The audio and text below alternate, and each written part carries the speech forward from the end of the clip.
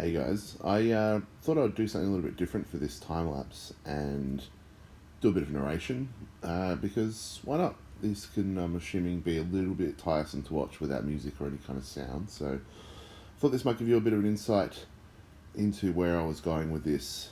As you can see, the centerpiece of this illustration started as just a big rock spire. I had the idea that I wanted to just do a crazy landscape with just that classic sort of toe-hidery art thing with the jungles and the mushrooms and the vines and leaves and everything.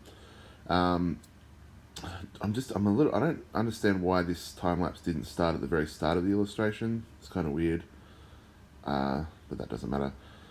So Mike messaged me before we started, just saying this song he was going to do was going to be really intensely orchestrated, and he had all these John Williamson, not John Williams, not John Williamson.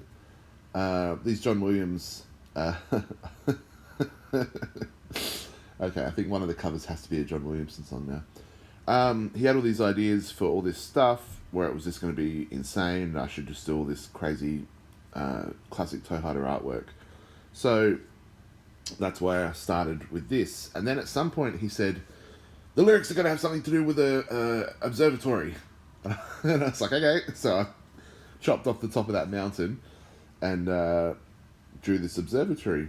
Obviously you can see I kind of styled it a little bit after my mushrooms, which was intentional. Or was it? That wasn't.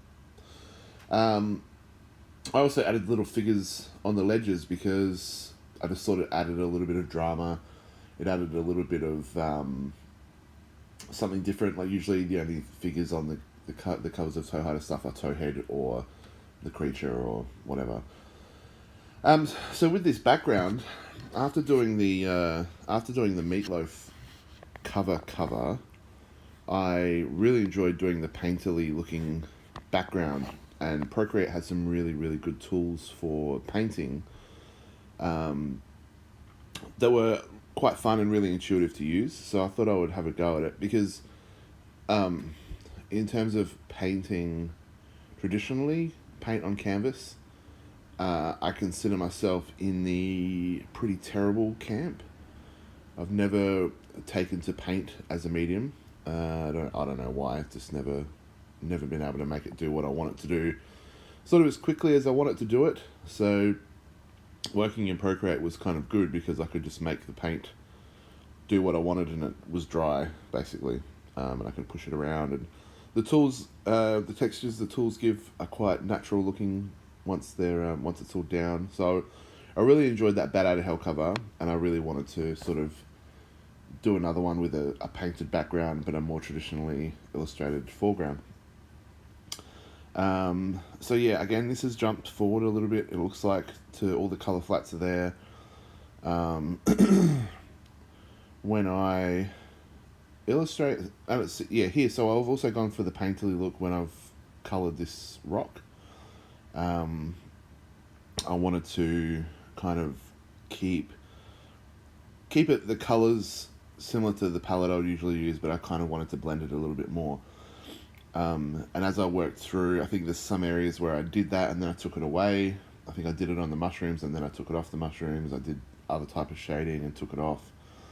And then I went through the whole thing, and I really like the depth that happens here.